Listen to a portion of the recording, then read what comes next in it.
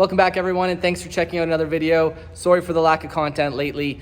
It's just crazy busy. The nice weather is finally here in Toronto, and it's tuning season. It is usually insanely busy this time of year, so it's hard for me to make the content, but luckily because it's busy, I'll have all kinds of cool tunes on the go. I can make a whole bunch of YouTube videos for you guys, and I should have a whole bunch of content up and coming, so stay tuned for all that. But today, my good friend Brandon brought his CRX. It's a pretty cool setup. It is single cam, it's turbo. We're gonna get into it. My friend Brandon, he's been on the channel before. He has the turbo S2000, the black one. I'll link it up in the corner. Made 850 horse in that dyno video. Technically that car is already at 950, but we didn't make a video on that. Well, we will make another video when it actually makes 1,000 horsepower. But anyways, today is all about his CRX. So this is his 1988 Honda CRX Si. He has like basically fully restored this thing, right? Yeah. You took it down to full glass out paint, restoration. Yep. Brandon's a painter by trade and a fabricator because he likes it. So, I like it, yeah. And so this is like his CRX that he's fully restored basically and done an amazing job. Let me flip the camera around and I'll show you a bit better. All right, like I said, 88 Honda Civic CRX Si, and you've done a full restoration and full build. Like you've done everything. You've done the bodywork, the paint, the suspension, the engine, motor, yep. Cleaned it up. Not that it wasn't in good shape. This car has what, like 100 and... It's got like 160,000 original. 160,000 kilometers. So, so he sort of got this car from a friend of a friend, and it was a really good example of CRXs that wasn't too rusty here, and that's a big issue here in Canada, in Toronto especially, because of all the salt on the roads, but had really no rust, but the paint was... Yeah, it was just typical for its age, you know, dents and faded paint and scratches, So full restoration and then a full build. So you wanted to keep it true, right? This is the single cam? Yeah, so it's the original, technically, numbers matching block that came in the car, D16 A6, and I did a full Vitara build on it. With the SpeedFactory no-notch rods, they're basically their Vitara kit. Put a VTEC head on it. So yeah, VTEC head on the original non-VTEC block, and with the Vitara Pistons and these rods, you get about an 8.5 to 1 compression ratio. Correct, yeah. Cool, and we're tuning it on 94 octane pump gas today. You created this full turbo kit, custom, just ram horn turbo manifold. Yeah, just something simple, just something fun to enjoy, nothing crazy. Garret ball bearing turbo. Yeah, it's a GT2871 it has the 0.48 T3 back housing. Which made this really nice to tune, and it's gonna be nice to drive on the street because you have full boost, like full boost. We're talking 18 pounds of boost at like 4,500 RPM on a single cam, which is pretty amazing. But yeah, what else we got? Yonaka 600 horsepower intercooler, 2.5-inch charge piping, stock intake manifold, stock throttle body, 1,000cc injectors. We tuned it on Hondata S300 today. Walboro 255 fuel pump that's been like, the wiring has been upgraded and directly powered with a relay. That's probably about it. Clutch? Yeah, it just has just an eBay XTD Stage 3 clutch. Okay. Nothing fancy. Yeah. Exhaust is actually a 2-inch exhaust. Yeah, it's got a little pea shooter exhaust on it. Because you wanted it to be nice and quiet. Yep.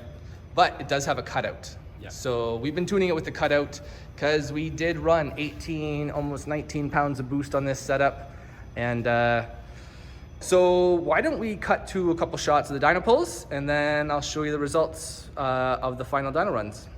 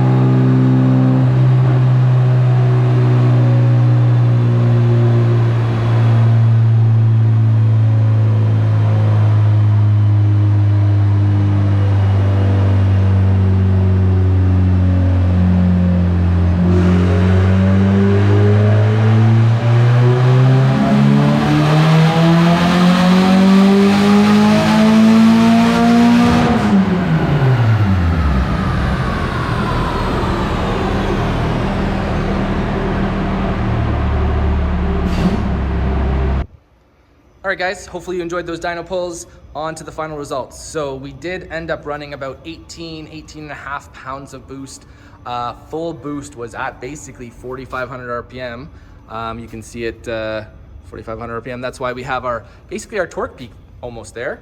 And we ended up making 303 wheel horse and 267 foot-pounds of torque.